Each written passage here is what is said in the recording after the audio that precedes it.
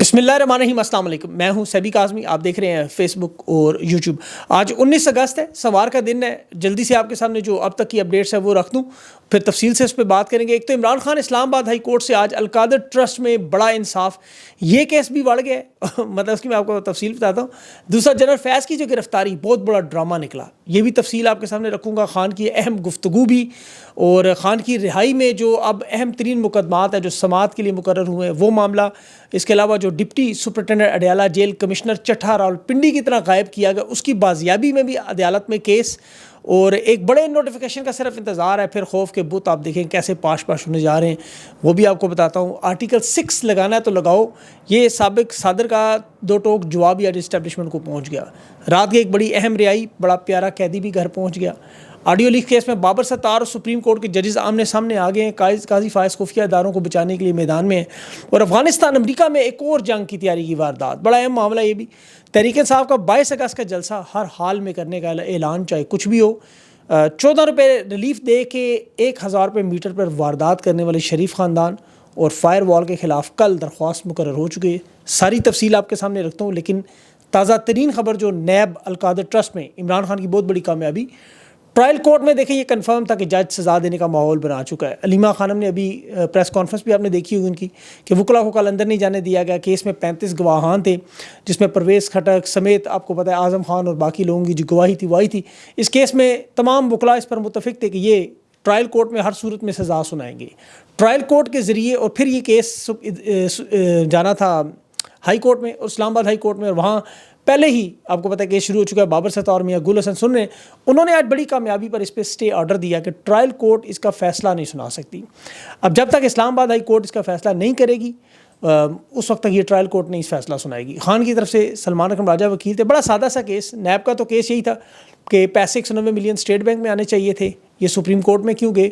190 million जो आपको पता है मलिक रियाज के पैसे थे, जो पाकिस्तान कभी नहीं आ सकते थे। बरतानिया की नेशनल क्राइम एजेंसी से हुकूमत पाकिस्तान की डील करके 190 मिलियन पाउंड ये पैसे पाकिस्तान ट्रांसफ़र हुए।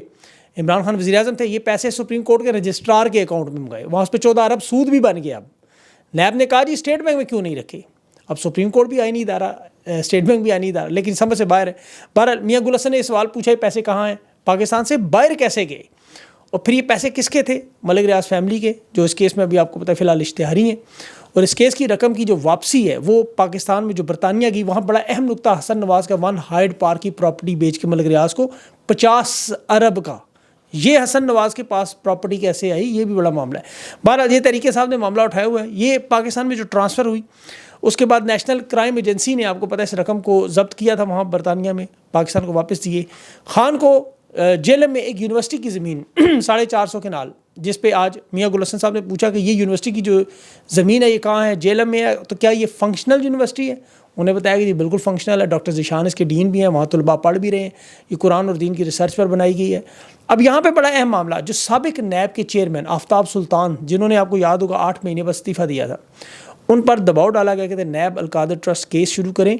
और इसकी जो एग्जेक्टिव बॉडी का एक इजलास हुआ था, उसमें बाकायदा तौर पर ख़ुद नैब ने फ़ैसला किया था अब केस हम नहीं चलाएंगे, इस केस में कुछ नहीं। उन पर दबाव डाला कि बनाओ केस, वो मजबूर होकर इस्तीफ़ा देगी। फिर लेफ्टिनेंट जनरल रिटायर्ड नज़ीर भट्ट साहब आए, वो चेयरमैन आए, जो ख़ुद तोशाखाना की घड़ियों से मुस्तफ़ीद हो चुके हैं, और वो इस केस को बनाने के लिए रजामंद हुए, जिन्होंने नवाज़ शरीफ के भी तमाम केसेस ख़त्म किए, जरदारी के भी तमाम केसेस ख़त्म किए। अब इसमें देखें, यहाँ इन्होंने कोशिश यही थी कि इस केस में 2-3 पेशों में सज़ा दें, लेकिन आज इस्लामाबाद हाई कोर्ट ने बचा लिया। अब मामला जनरल फैज़ की गिरफ्तारी, बहुत बड़ा ड्रामा निकला। अब देखें, एक चीज़ तो बड़ी याद रखें आप, जिस दिन जस्टिस मंसूर अली शाह का नोटिफिकेशन आने, सारे हालात बदल जाएंगे, अंदरूनी भी और बैरूनी भी, ये सब कुछ यू टर्न लेगा। अब ये जो जनरल फैज़ का मामला है, ये भी सारे का सारा अदालतों के गिर्द घूम रहा है। मैं आपको उसकी तफसील बताता हूँ, को समझ आ जाएगी। खान की जो अडयाला जेल में अहम गुफ्तगू, उसमें 4 अहम नुकात थे। एक, जनरल फैज़ की गिरफ्तारी, खान ने वाज़े तौर पर कहा कि ये एक ड्रामा है। ड्रामा क्यों है, क्यों स्टेज किया गया है। इसका मकसद क्या है, इसका मकसद, इन्हें पता है कि खान के तमाम केसेस जो अदालतों से ख़त्म होने जा रहे हैं, खान को जेल में रख नहीं सकते, तो फिर मिलिट्री कोर्ट बनाने के लिए, उसके लिए एक पूरा स्टेज तैयार किया जा रहा है। जनरल फैज़ को मिलिट्री कोर्ट में ट्रायल का मामला, क्योंकि नज़र आ रहा है कि सिविलियन अदालतों में आप देख लेना, खान के 200 से ज़ायद केसेस थे।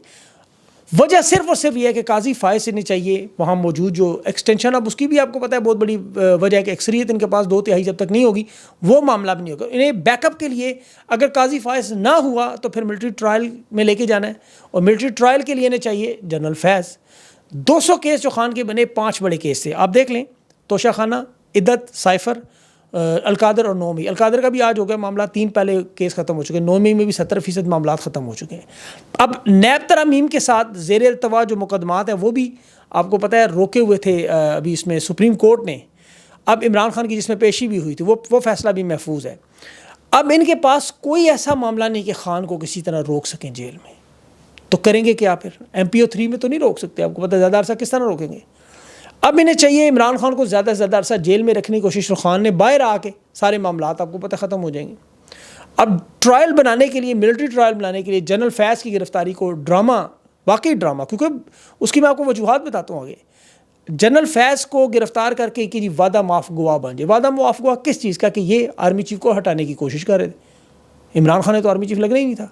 اب جسٹس منصور شاہ انہیں خطرہ ہے کہ چونکہ وہ آئیں گے قاضی کو اگر ایکسٹینشن نہ ملی تو وہ یہ کیسز اڑائیں گے اور ملٹری کورٹ کا فیصلہ بھی اڑا دیں گے. وہ کیس یاد رکھے آلریڈی جو ہے وہ عدالت میں لگ چکا ہے، جو سردار اسحاق صاحب اس پہ فیصلہ دے چکے ہیں. اب ملٹری کورٹ کے معاملے کو منصور علی شاہ نے ختم کر دینا ہے تو پھر معاملہ ان کے پاس کچھ بچتے ہی نہیں. اسی لیے جنرل فیض کا یہ معاملہ انہوں نے ایک بیک اپ کارڈ کے طور پر رکھا ہوا ہے. خان نے جو آج بات کی کہ میری حکومت رجیم چینج سے گرائی گئی، مجھے اغوا کیا گیا، مجھے زبردستی جیل میں ڈالا گیا، میرے پر مقدمات بنائے، اور مجھے کہا جا رہا ہے کہ میں جنرل فیض کے ساتھ مل کے بشرا بی بی کی ہدایات سن رہا تھا. خان نے تو ان کو کہا یہ بے غیرت لوگ ہیں، بے شرم ہیں، ایک الیکشن چوری کرتے ہیں، قاضی کو ایکسٹینشن دینے کی کوشش کرتے ہیں، سپریم کورٹ کے فیصلے نہیں مانتے. اوپر سے عمران خان نے کہا جو اصل وارداتی ہیں جیسے جنرل قمر باجوہ جس نے خان کی کمر میں چھرا گھونپا، اگر سنسیئر ہے تو بلائیں اسے، جس کو فوج کے اندر بھی اور باہر بھی سارے کہہ رہے ہیں کہ اصل غدار باجوہ ہے. اس کا ٹرائل ہوتا ہوا کیوں نظر نہیں آ رہا؟ ساری دنیا اس کا نام لگا رہی ہے، نون لیگ، پیپلز پارٹی، سب کے سب. وزیر دفاع ٹی وی پر بیٹھ کے کہہ رہا ہے کہ جنرل باجوہ نے حکومت کرائی، عدم اعتماد کرائی. جنرل فیض کا نام بھی اس کے ساتھ ہے کہ اس نے حکومت گرائی عمران خان کی.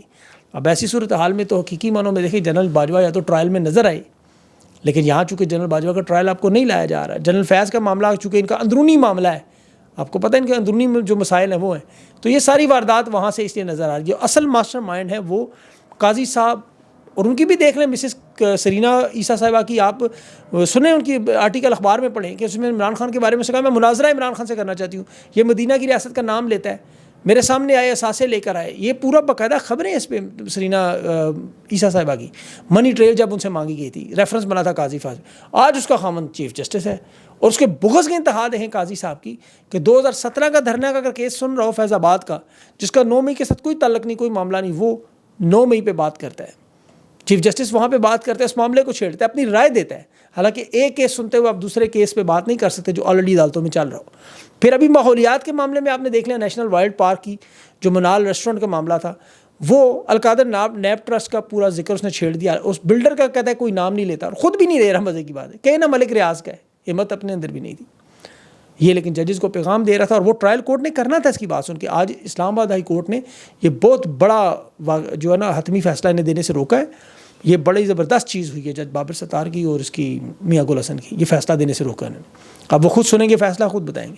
اب تیسری بڑی ان کی جو واردات، 6 ججز کو جو اسلام آباد ہائی کورٹ کے آپ کو پتہ ہے جنہوں نے سپریم جوڈیشل کونسل میں قاضی فائز کے سامنے باقاعدہ طور پہ درخواست دی، خط لکھا کہ ہمارے کام میں مداخلت ہو رہی ہے، ہمارے گھر والوں کو اٹھایا جا رہا ہے، ان کے فون ٹیپ ہو رہے ہیں، ہمارے اہل خانہ کو ان کو اغوا کرتے ہیں، ہمارے بیڈ روم میں کیمریز لگاتے ہیں، خفیہ ایجنسی ہمارے فون ٹیپ کرتی ہے.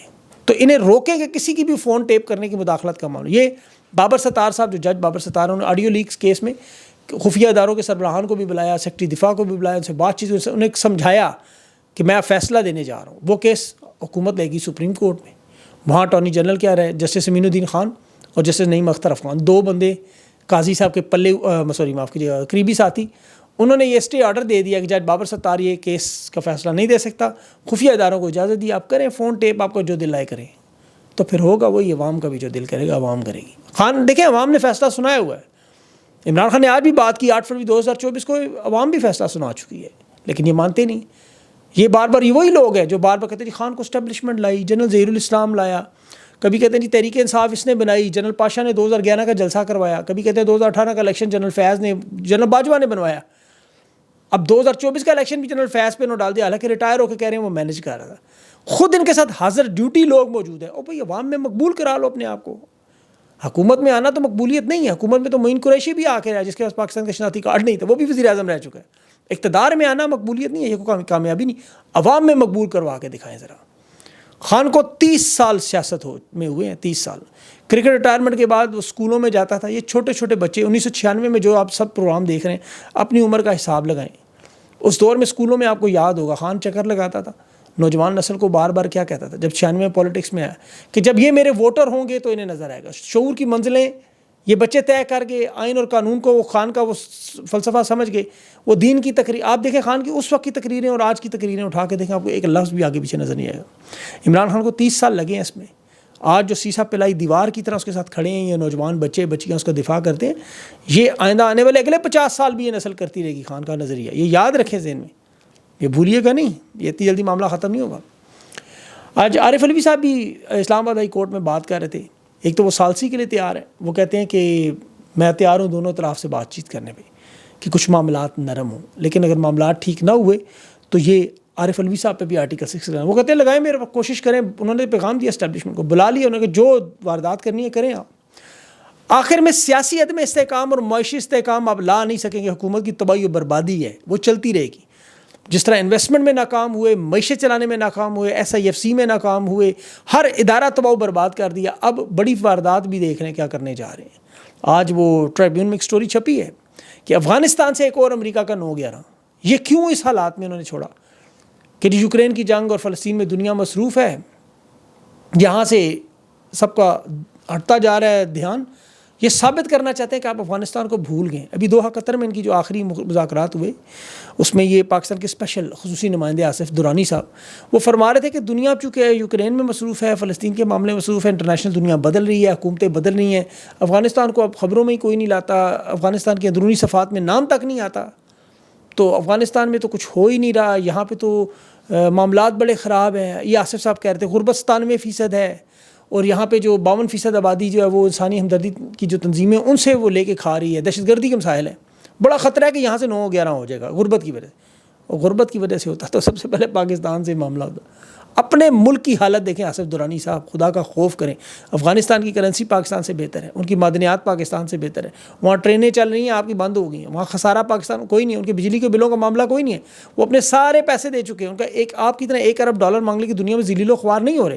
آپ کے وزیر اعظم شہباز شریف کہتے ہیں جی وینٹیلیٹر پہ بیٹھے ہوئے ہیں، انہوں نے تو کبھی نہیں کہا، وہ کہہ رہے ہیں ہمیں نہ دو پیسے، ان کو تو $8 ارب امریکہ دبا کے بیٹھا ہوا ہے۔ ادھر آپ ڈالر اور ڈالروں کے لیے اس وقت جگہ جگہ ذلیل ہو رہے ہیں، ایک طرف ڈالر مانگتے ہیں اور اوورسیز پاکستانی دیکھیں، آج کی میں آپ کو بتاؤں کچھ لوگوں نے بتایا کہ وہ قرآن مجید نہیں بچوں کو پڑھا سکتے، انٹرنیٹ سلو ہے، قرآن پاک پڑھانے والے وہاں بیچارے مالی پریشان ہیں، اور دنیا میں جو باقی جو قرآن پاک سے جڑنا چاہتے ہیں جن کے بچے دین کی تعلیم حاصل کرنا، وہ بھی بیچارے انٹرنیٹ سلو نہیں، جن کا سیاست سے کوئی تعلق نہیں ہے وہ بھی پریشان ہے۔ یہ نحوست اپنی دیکھیں آصف درانی صاحب، یہاں VPN لگا کے لوگ بیچارے لوکیشنیں اپنی کوئی فرانس کی کوئی اسپین کی لگاتا ہے، نہ کوئی کھانا منگا سکتا ہے، نہ کوئی رائڈ شیئر کر سکتا ہے، نہ اپنے پیاروں سے بات کر سکتا ہے۔ حالت آپ کی یہ ہوئی ہے، آپ پتھر کے دور میں پہنچے، وہ تو آپ سے بہت بہتر ہیں، ان کی تو آج بھی تقریر دیکھ لیں، ان کے ساتھ آپ کا کیا مقابلہ؟ اب آپ کا مقابلہ ان کے ساتھ نہیں، آپ کا یوگینڈا، صومالیہ، کانگو کے ساتھ ہے۔ ادھر 1000 روپے میٹر کے بل میں فکس کر کے 14 روپے کا نوٹنکی، کراچی کے تاجروں میں دیکھیں لیٹر ایڈوانس میں ان سے ٹیکس مانگ رہے ہیں۔ ابھی ہر مہینے کی 15 تاریخ کو لازمی ایڈوانس ٹیکس اپنی مرضی سے کراچی میں انکم ٹیکس جمع کراؤ بھی، وہ دکان میں سیل ہوئی نہیں، ابھی لوگ آئے نہیں، ابھی وہ کچھ بنے ہی نہیں، اور کہہ رہے ہیں نہ دو گے تو جرمانہ دیں گے، دکان سیل کر دیں گے۔ 60,000 روپے اس کراچی کی چھوٹی سی دکان کا انہوں نے ایڈوانس ٹیکس وہ بھیجا، اس میں میں نے لگایا اس میں، وہ کہتا ہے مجھے پتہ ہی نہیں کتنے گاہک آئیں گے، کتنی بکری ہوگی، مہینے کے آخر میں ٹیکس لو، میرے سے لینا بھی ہے، شروع میں کیسے 60,000 روپے دے دوں، ہے ہی نہیں میرے پاس، کام کاج ہے نہیں ہے، گاہک اوپر سے ہے نہیں، حکومت کہتی ہے نہیں ٹیکس تو آپ نے نکالنا ہی نکالنا ہے، بجلی کے بلوں کے معاملات ہوں، ٹیکس کے معاملات ہوں، بس وہ ہدف پورا کرنا ہے IMF کو دکھانے کے لیے، تو لوگوں کی تباہی بربادی پھر جائے، کیونکہ ان پیسوں سے ان کی سرجریاں، ان کے جہازوں کے پیٹرول، ان کے بچوں کی باہر ممالک میں فیسیں، ان کی جو پراپرٹیاں باہر ہیں وہاں کی جو حکومتیں ٹیکس لیتی ہیں وہ بھی آپ ادا کر رہے ہیں۔ آپ کو پتہ ہے ان کی پراپرٹیوں کا ٹیکس پاکستانی دے رہے ہیں بیٹھے ہوئے، آپ کو اسی لیے اپنے حقوق کے لیے کھڑا ہونا ہے، بڑا ضروری بات ہے۔ آخر میں ایک چھوٹی سی بات، وہ جاوید چودھری صاحب کا بھی، مسرت چیمہ صاحبہ کے وہ کلپ دیکھ رہا تھا میں، وہ کہہ رہے تھے کہ عمران خان نے اپنی گرفتاری پہ مسرت چیمہ صاحبہ سے کہا کہ اعظم سواتی کو فون کرو، اور اعظم سواتی ایک کوڈ ورڈ تھا جنرل فیض کا. وہ میں اب یقین کریں حیران ہوں، پہلے ان کے بلنڈر تھے وہ مراد سعید کی لوکیشن بچانے کے لیے پانی کی بالٹی میں چلا کے وہ غرارے کرنا مطلب عجیب و غریب بیان. مجھے تو یہ سمجھ نہیں آتی، پر بندہ ایسے ہی کہہ سکتا ہے جاوید چودھری بھی آ کے چڑھیں پھر میرے مطلب کندھے پہ چڑھیں، میرے کندھے کا نام جاوید چودھری ہے، آئے میرے جاوید چودھری پہ چڑھیں آپ. تو یہ مطلب عقل سے کام لیں. ایک اعظم سواتی کریڈیبل پارٹی کا سینئر بندہ جس نے قربانیاں دیں، عمران خان اب فیض کا کوڈ وزیر اعظم سواتی رکھے گا. مطلب کوئی تو عقل سے تھوڑی سی کام لے لیں. کوئی مطلب انگریزی کی وہ ابن صفی کے وہ نکال کے اس میں سے X2 کا کوئی کردار بنا لیں، کوئی ناول پڑھ کے کوئی نیا نام لے لیں. ہم یہ وہ مجھے مریم نواز صاحبہ کی یاد آ رہی تھی، وہ پتہ نہیں جاوید چودھری صاحب انہیں کی تقریریں لکھتے ہیں شاید. بہرحال یہ ایک پوائنٹ چھوٹا سا آیا تھا، میں نے کہا لکھوں. مسرت چیمہ صاحب اگر دیکھ نہیں ہوئی تو ضرور اس پہ کامنٹ کریں. اپنا خیال رکھیں، مجھے اجازت. اللہ حافظ.